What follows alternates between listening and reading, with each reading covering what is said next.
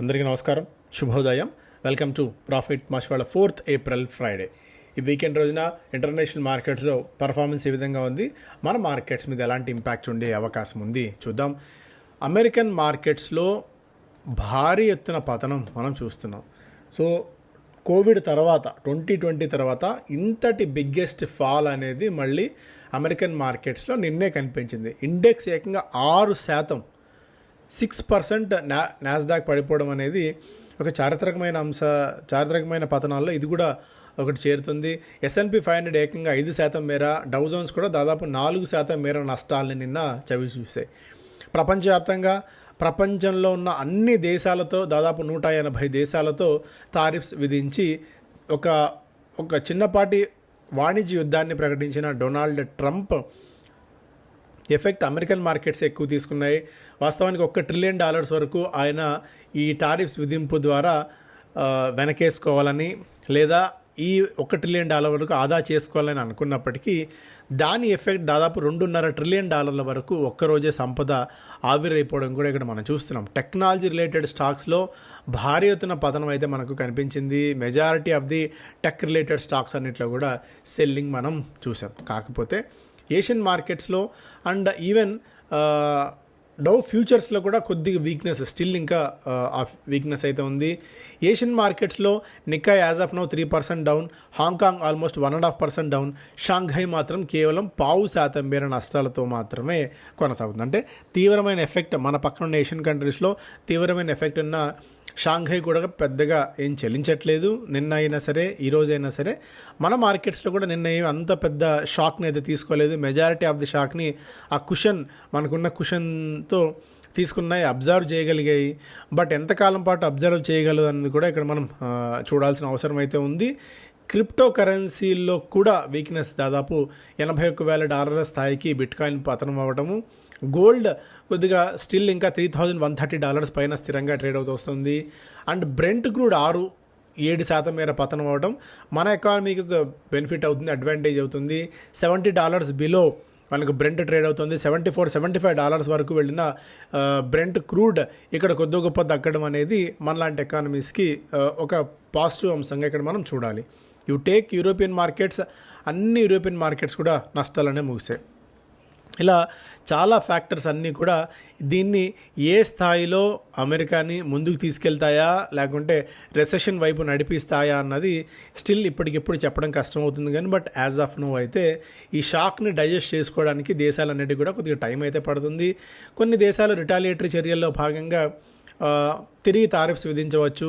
ఇంకొన్ని దేశాలు వాళ్ళతో కలిసి ఒప్పందానికి రావడం కానీ లేదంటే కాళ్లబేరానికి కానీ రావచ్చు. ఎందుకంటే డొనాల్డ్ ట్రంప్ అదే విషయాన్ని చెప్పారు. Trump open to tariff negotiations contradicting white house AIDS. So white హౌస్లో చెప్పిన దానికి ఆయన మళ్ళీ ఓపెన్గా టారిఫ్స్ నెగోషియేషన్స్ విషయంలో ఓపెన్గా ఉంటానని చెప్పడం. అంటే కొన్ని దేశాలు కాళ్లబేరానికి వచ్చినట్టయితే కొన్ని దేశాలు భయపడి ఈ టారిఫ్స్ విషయంలో వెనక్కి తగ్గితే వాళ్ళతో ఒప్పందాలు కుదుర్చుకోవడానికి కూడా డొనాల్డ్ ట్రంప్ సిద్ధంగానే ఉన్నారు. ఎందుకంటే తను బిజినెస్ మెన్ కాబట్టి. అండ్ ఓకే, ఇక మిగిలిన అంశాలు కూడా మనం మాట్లాడుకుందాం. Effect S&P 500 loses $2.4 trillion in market value, biggest one-day loss since 2020. So already మనం దీని గురించి డిస్కస్ చేసాం. నిన్న కూడా straight session foreign portfolio investors అమ్మకాలకే మొగ్గు చూపించారు. 2,806 crores వర్త్ ఆఫ్ స్టాక్స్ని వాళ్ళు నిన్న సెల్ చేయగా domestic institutional investors 221 crores worth of స్టాక్స్ని నిన్న మన వాళ్ళు బై చేయడం అయితే చూసాం. కొన్ని స్పెసిఫిక్ స్టాక్స్ పరంగా చూస్తే Mazagon Dock offer for sale ద్వారా ప్రభుత్వం 2.83% వాటాను విక్రయించబోతోంది. ఫ్లోర్ ప్రైస్ $2,525 దాకా నిర్ణయించారు. బజాజ్ ఫినాన్స్ బిజినెస్ అప్డేట్, ఇది డిపాజిట్స్లో దాదాపు 19% మేర వృద్ధిని నమోదు చేసినట్టు వెల్లడించింది. HDFC bank Jan and March క్వార్టర్లో 5.4% year on year growth advances విషయంలో 5.4% మేర వృద్ధి సాధించినట్టు ప్రకటించింది. డిపాజిట్స్లో దాదాపు 16% మేర వృద్ధి సాధించినట్టు వెల్లడించింది. Vedanta the companies business update showcase notable production and sales achievement. వివిధ విభాగాల్లో అల్యూమినియం ప్రొడక్షన్ 2% మేర పెరిగినట్టు వెల్లడించింది. జింక్ దాదాపుగా 52% ఫోర్త్ క్వార్టర్లో వృద్ధి నమోదు చేసినట్టు కూడా వెల్లడించింది. అవెన్యూ సూపర్ మార్ట్స్ రెవెన్యూ 17% మేర వృద్ధి చెందింది. Revenue from operations increase by 17% for second consecutive quarter. అదొకటి. ఎల్ఎన్టీ ఫినాన్స్ బిజినెస్ అప్డేట్లో 97% రిటైల్ డిస్బర్స్మెంట్ చేసినట్టు వెల్లడించింది. థర్మాక్స్ ఇన్ఫినిట్ అప్ టైమ్ అన్న యూఎస్ఏ కంపెనీతో ఒప్పందం కుదుర్చుకుంది, share purchase agreement. Okay. Zaggle prepaid Thomas కుక్తో వీళ్ళు పార్ట్నర్షిప్ కుదుర్చుకున్నారు to provide advanced tech driven solutions for business. So ఇవి స్పెసిఫిక్గా స్టాక్స్ పరంగా మనం చూసినట్టయితే Premier Energies Premier Green Aluminium పేరుతో ఒక కొత్త సంస్థను ఏర్పాటు చేసింది. జూపిటర్ వ్యాగన్స్ ఒడిశాలో ఒక ల్యాండ్ అక్వైర్ చేసింది for a rail wheel and axle plant. దాదాపు 200,000 కోట్ల రూపాయల వరకు ఈ ప్లాంట్లో ఇన్వెస్ట్ చేయబోతోంది. నెస్లే ఇండియా ఒడిశాలో ప్లాంట్ ఏర్పాటు చేయబోతోంది. మ్యానుఫ్యాక్చరింగ్ ఫ్యాక్టరీ దాదాపు 900 కోట్ల రూపాయల వరకు పెట్టుబడులు పెట్టబోతున్నట్టు వెల్లడించింది.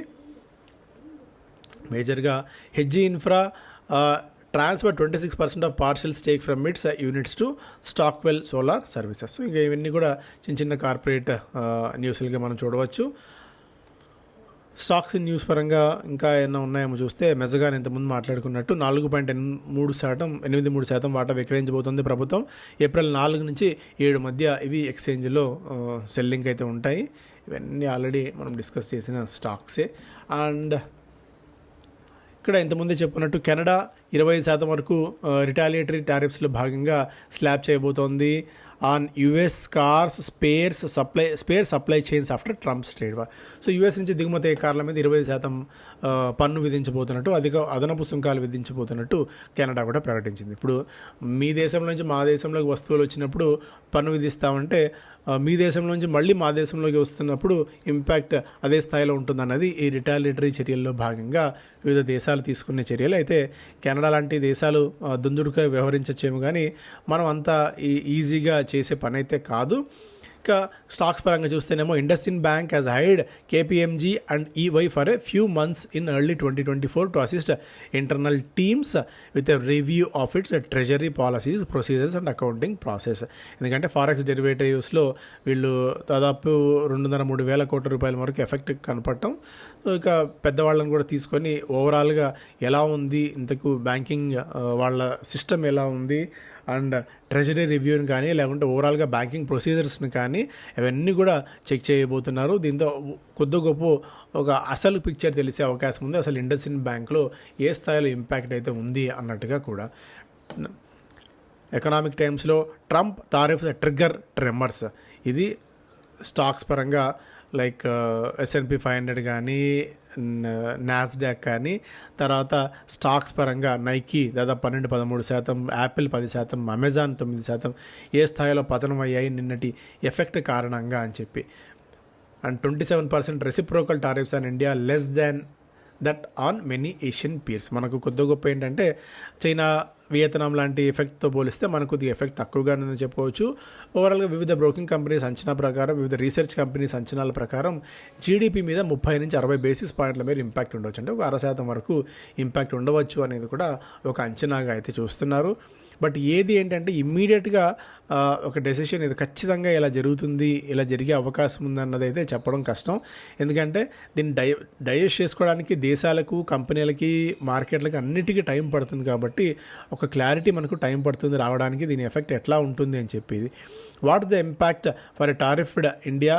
ఎలక్ట్రానిక్స్ మీద, ఫార్మా, మెరైన్, జ్యువెలరీ, టెక్స్టైల్స్ ఈ అన్ని రంగాల మీద కొద్ది గొప్ప ఇంపాక్ట్ అయితే ఉంటుంది. ఇది ఒక వరల్డ్ వార్ లాంటి సినారియో ఒక రకంగా చెప్పాలంటే. కాకపోతే మనం యుద్ధ సామగ్రితో యుద్ధాలు చేయకుండా వాణిజ్యం పేరు యుద్ధం చేసుకునే పరిస్థితి ఇలాంటివి. Indian textile stocks defy markets, ఎందుకంటే పక్కనున్న దేశాలతో పోలిస్తే మన మీద సుంకాలు కొద్దిగా తక్కువగా ఉన్న తరుణంలో దీన్ని అడ్వాంటేజ్గా మనకు ఉండే అవకాశం అయితే ఉంటుంది. అందువల్ల టెక్స్టైల్ రిలేటెడ్ స్టాక్స్లో కొద్దిగా జంప్ అయితే చూస్తున్నాం. వర్ధమా టెక్స్టైల్స్ నిన్న ఆల్మోస్ట్ 19% దాకా పెరిగింది. ట్రైడెంట్ నిన్న 7% దాకా పెరిగింది. ఓవరాల్గా ఇయర్ టు డేట్లో 19% నెగిటివ్ రిటర్న్స్ ఇచ్చినప్పటికీ స్టాక్లో కొద్ది గొప్ప జంప్ అయితే మనం చూసాం. గోకెక్స్ కానీ, గోకుల్దాస్ ఎక్స్పోర్ట్స్, రేమాండ్, అరవింద్ ఇవన్నీ కూడా నేను ఒక 5 to 7% దాకా పెరిగిన స్టాక్స్ జాబితాలో ఉన్నాయి. అయితే ఇప్పటికిప్పుడు వెంటబడి కొనడం అనేది కొద్దిగా రిస్క్ రివార్డ్ రేషియోలో మనకి రిస్క్ ఎక్కువగా ఉంటుంది. ఆ విషయం గుర్తుపెట్టుకోండి. India must leverage US president's tariff flexibility cause.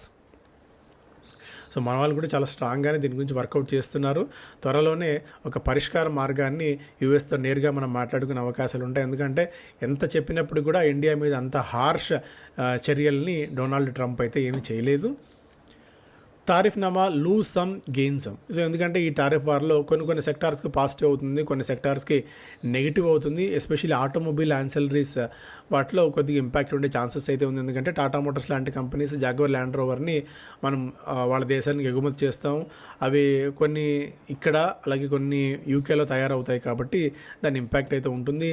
Royal Enfield which has mid sized category share of 8% in the US market may also show some marginal impact. Among auto ancillary Samvardhana Motherson International కూడా కొద్ది గొప్ప impact అయితే ఉంటుంది. And other companies such as Bharat Forge, Ramakrishna Forging, Sona BLW కూడా కొద్ది గొప్ప effect తీసుకునే అవకాశం అయితే ఉంది అన్నట్టుగా కూడా ఇక్కడ మనం చూడవచ్చు. Marine exports fear 600 crores loss. అలాగే basmati traders relieved as Pakistan faces higher levy. ఇక్కడ మనకి బాస్మతి ఎగుమతుల్లో భాగంగా మనం కొద్దిగా రైస్ రిలేటెడ్ స్టాక్స్లో కూడా కొద్దిగా పాజిటివిటీ ఉండే అవకాశం ఉంది. ఎందుకంటే పక్కనున్న పాకిస్తాన్ మీద అధిక సుంకాలు విధించడం వల్ల మనకు కొద్దిగా అడ్వాంటేజ్ అవుతుంది. బాస్మతి బియ్యం మన ఇతర దేశాలకు ఎగుమతి చేసుకునేందుకు, అందువల్ల రైస్ రిలేటెడ్ స్టాక్స్లో కూడా కొద్దిగా పాజిటివ్ యాక్షన్ అయితే ఉండవచ్చు. ఆల్రెడీ మనం మాట్లాడుకున్నాం ఇది. Drug majors breathe easy as prescription exclude sector. As of now అయితే ఈ ఫార్మాని దీని నుంచి తొలగించారు ప్రస్తుతానికి ధరల విషయంలో. కాకపోతే ఇది ఎప్పటికీ ఇలాగే ఉంటుందా లేదా అన్నది ఇంకా క్లారిటీ అయితే రాలేదు. బట్ యాజ్ ఆఫ్ నో అయితే ఈ వార్తల తరుణంలో కొన్ని స్టాక్స్ అయితే నిన్న ఫార్మా రిలేటెడ్ స్టాక్స్లో ఓవరాల్గా ఇండెక్స్లో కూడా ఫార్మా ఇండెక్స్లో కూడా 3.5% దాకా జంప్ అయితే చూసాం.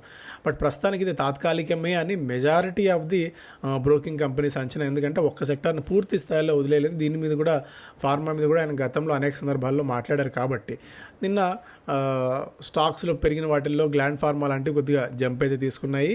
మెజారిటీ యుఎస్ కాంట్రిబ్యూట్ చేస్తున్న వాటిల్లో వాళ్ళ పర్సంటేజ్ పాయింట్ ఆఫ్ వ్యూలో గ్లాండ్ ఫార్మాకి 54%, బయోకాన్, జైడస్, డాక్టర్ రెడ్డీస్, లుపిన్, సన్ ఫార్మా, సిప్లా ఇవన్నీ కూడా వాళ్ళ యుఎస్ కాంట్రిబ్యూషన్ ఈ స్థాయిలో ఈ పర్సంటేజ్లో ఉంటుందనేది దీన్ని బట్టి మనం అర్థం చేసుకోవచ్చు.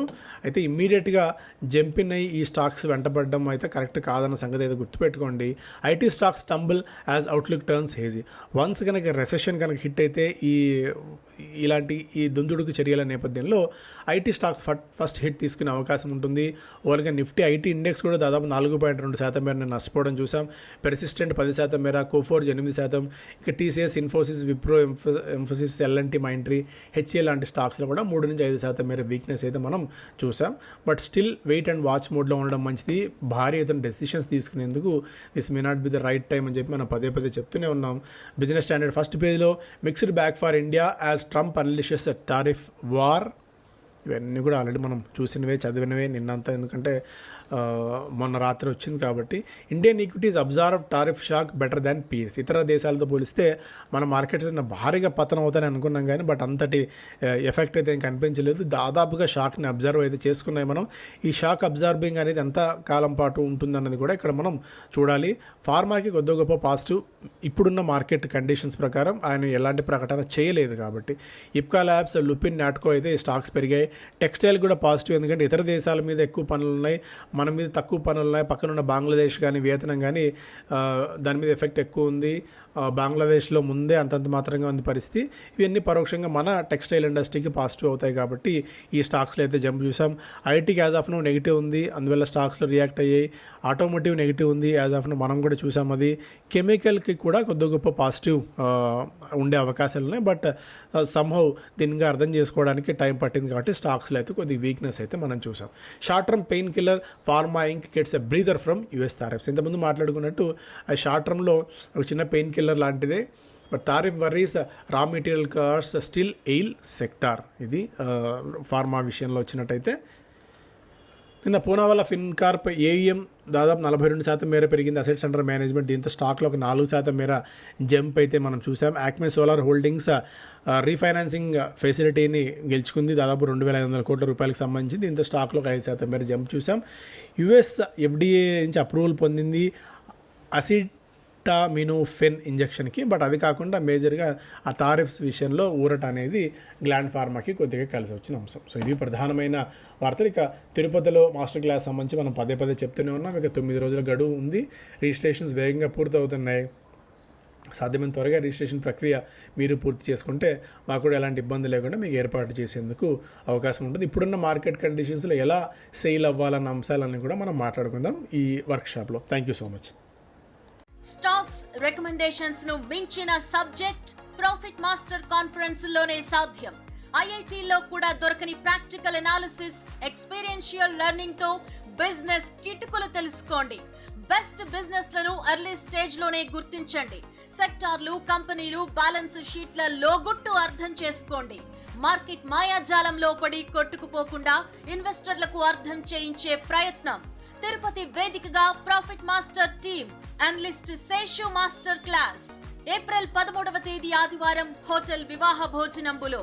రిజిస్ట్రేషన్ సహా మరిన్ని వివరాలకు 7702906749 లో సంప్రదించండి.